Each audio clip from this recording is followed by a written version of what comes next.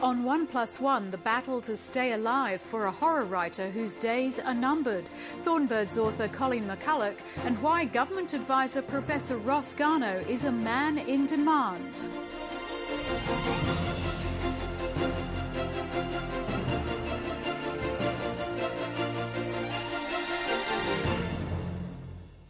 Hello, I'm Jane Hutchin. Welcome to the program. British climate change sceptic Lord Christopher Monckton has shone a light on our first guest, describing Professor Ross Garnaut as a Nazi, but that speaks more about Lord Monckton. Ross Garnaut is a man who's worn many hats as an academic, former ambassador, corporate chairman, even a farmer. But it's his latest role that's made him one of the most powerful people in the country right now. Professor Ross Garnaut is the face of the often explosive climate change debate as the government's key advisor on global warming. He's speaking with Sarah Clark. Professor Ross Garnaut, thanks very much for joining 1+1. Good to be here, Sarah. Now, you've had a very busy schedule for the last few years. In particular, you produced around 10 or so reports on climate change. Has this been your biggest challenge so far? Yeah, busy in two parts. I gave one report to the then Prime Minister Kevin Rudd in September 2008, had a breather and then was brought back into it late last year. Yes, it's probably the hardest one I've tackled, and maybe the most important in terms of the consequences for Australia getting it right. After the reports in 2008, when you were commissioned by the former Prime Minister Kevin Rudd, the government then at that stage distanced itself from you and those reports. How did that feel? Oh, I've been around the place a long time, so I didn't feel anything personally. In fact, right through that period after my report came out, I was able to discuss the issues at length with the Prime Minister. I thought the government made mistakes, especially in shelving the scheme when it did, and naturally I was disappointed at the mistakes, but I've been around public policy too long to take it personally.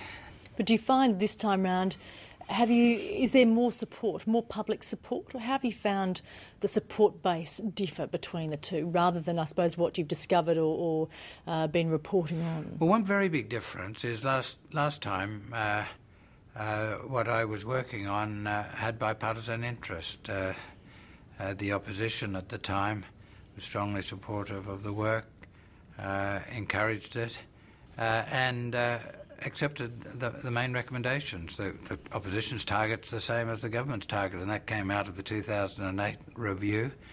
The opposition changed its mind.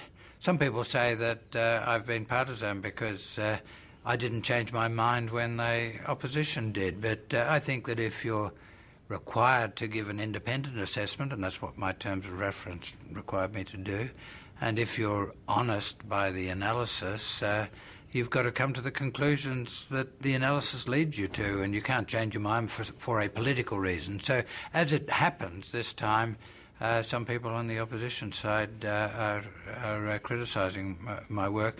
It's because they've changed, not because I have. And let me add that not all opposition front benches are of that mind. I've had some very nice encouragement from leading members of the opposition. And has that been one of the bigger hurdles, that you found that the not having the bipartisan support, the opposition has triggered a lot of the division within the public community, or is it leading the charge? Yes, I think so.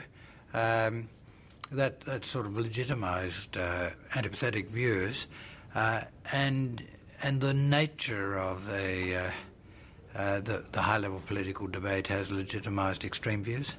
So this is a deeply polarised discussion, and in some ways a departure from the civility that we used to associate with Australian political culture.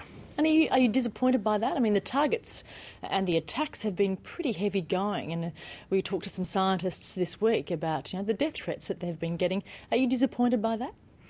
Oh, I am concerned for Australia because I think we are a better political culture, a better society, if we are able to debate hard issues, complicated issues in a rational way. And you've been the face of this climate change debate pretty much, and right now you're probably one of the most powerful people in the country, particularly when it comes to deciding on the carbon pricing and the recommendations you've made. Have you been a target, and how have you found that personally? Well, I'm not one of the most powerful people in the country. I don't make any decisions.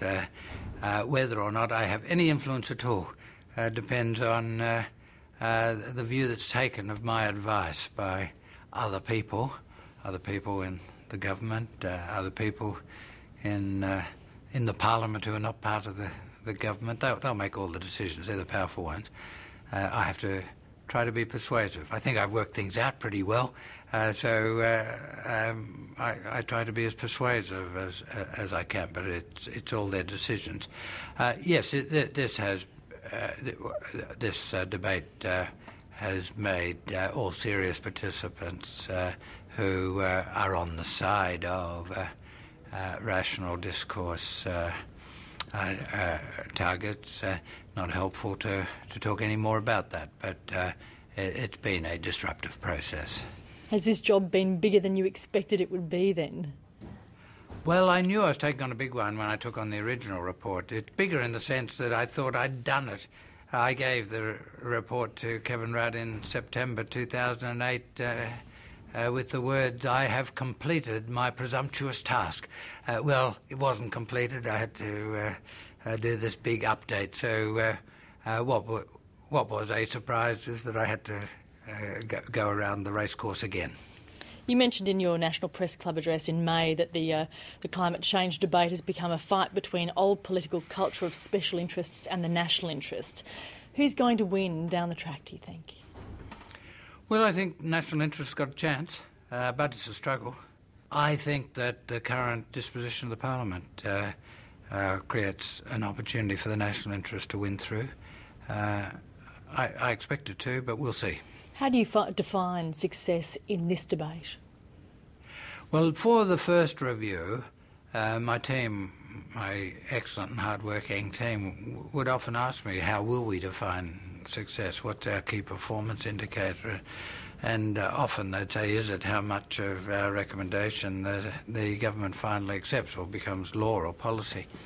And I say, no, our essential job is to make sure that the people who make the decisions and the Australian community understand the implications of the decisions that are taken. Well, I think we met that key performance indicator. I think in a small way, one of the reasons the issue didn't go away when the government walked away from it was that the community did understand a little bit better the implications of the decision that was being taken. This time I've set the bar a bit higher. This time I would like to contribute to a result. So you can judge me poorly if the work this time doesn't lead to the legislation of a carbon price. How do you think you'll be judged, though, in a generation's time? I think I'll be judged fairly badly for coming so late to the subject. The first time in work on public policy that I made reference to the dangers of the issue was in a report I did for the Business Council back in 1997. Well, lots of informed Australians were on top of the issue before then, and that was pretty late. And I didn't see it as a central issue for quite a few years after that. So when my grandkids say, Grandad, you dropped the ball, I'll have to say, yeah, I was late, but once the penny dropped, I tried to catch up.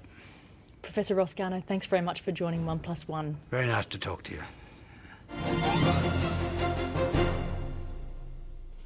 In poor health and with failing eyesight, internationally acclaimed writer Colleen McCullough rarely leaves her home on Norfolk Island.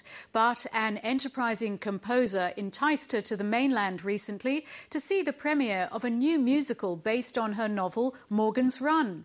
Gavin Lockley has now joined a long queue of admirers of the author of Thornbirds and a score of other novels, including a series on ancient Rome. He was astonished when the 74-year-old writer publisher not only agreed to let him adapt her book, but dropped everything to help him with the project. Colleen McCullough made the journey for opening night, and she's speaking with Anne-Maria Nicholson. Colleen McCullough, thanks for talking to 1+1. My pleasure.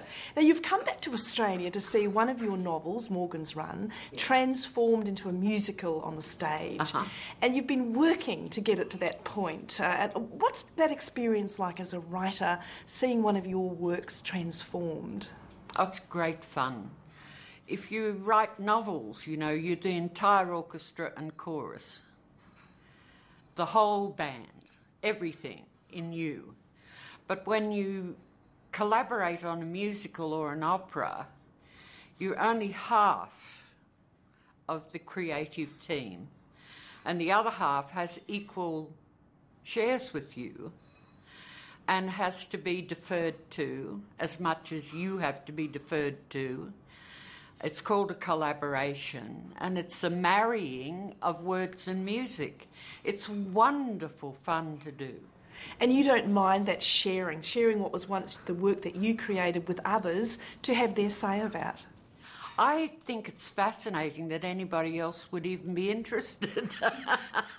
It doesn't worry me in the least, because novelling is a very lonely art. And so when you have the opportunity to do teamwork with somebody who is genuinely a genius at what they do. And Morgan's Run came out, I think, around about 2000, and part of that is set on Norfolk Island, where you've lived for a long time. Was it living there? Is that what inspired that story? And tell me a little bit about the character. No, Morgan's Run was inspired by the fact that he's the 4 times great-grandfather of my husband. And I thought, what a wonderful idea to write a definitive novel about the First Fleet from the convicts' point of view. I get so fed up with the snobbery of the English officers and whatever. They didn't make this country. The convicts were the ones who made the country. And Morgan was a convict. And he has an authentic history that was documented right throughout. His crime, extraordinarily enough, was the most interesting of any crime on the First Fleet. He was framed. A lot of them were framed. What was his crime? He was extortion and the stealing of a stainless steel watch. But it was all a setup. It was incredibly complicated, as only an 18th century mind could be tortuous. And a lot of the convicts were framed. Anyway, I just thought that this man, and he lived to be 97 years old. Extraordinary age for that era. Yes, considering he was 35 when he was convicted, supposed to be sent to Africa, wound up on the First Fleet to Botany Bay, was sent very early to Norfolk Island,